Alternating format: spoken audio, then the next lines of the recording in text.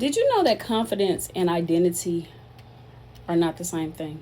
Did you know that you can look good on paper and be a mess in real life? Let's go back to the beginning of my career.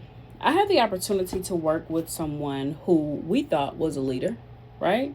On the outside, she exuded the confidence that she needed. She was smart, she was assertive, and let me just tell you, the lady commanded the room when she walked in. Not just any room, every room. People looked up to her.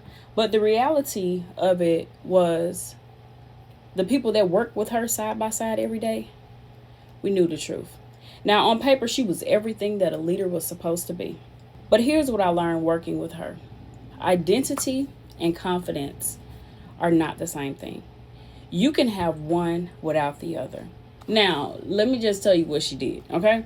When I told her that I was leaving her team for a different position, and I told her that I had already applied and I was interviewing for the job. And matter of fact, I was on my last round of interviews. I was finding out that day if I had the job or not. She told me this: Angelia, had I known you were going to apply for a job outside of here, I would have blocked it. Now, let me just tell you this. First of all, I was livid because this was the 2000, early 2000 version of me.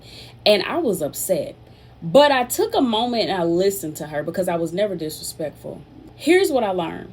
You can have the absolute best performance, and if a person doesn't see that you should be in a different position outside of what they have predicated for you, they will block it. See, her safe space was to keep us stuck with her. She had the confidence to run a room. She didn't have the identity security to develop people who might eventually outgrow her. That was the problem.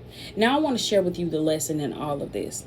A title doesn't make you a leader, and confidence on the surface doesn't mean that there's an identity underneath it that can actually hold space for someone else to rise.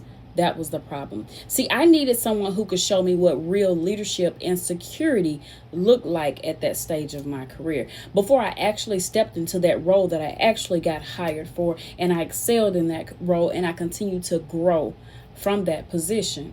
Because see, sometimes people get so stuck that it costs them years to try to figure out on their own. If you're sitting in a room right now and wondering whether you're calling your confidence in your leadership is actually identity or just performance, that's one hard season away from cracking. And that's exactly the conversation that I have with leaders and executive teams. Bring me in to your next leadership offsite, your next team meeting, or your next conference. Visit AngeliaMalbrew.com and let's get it on the calendar.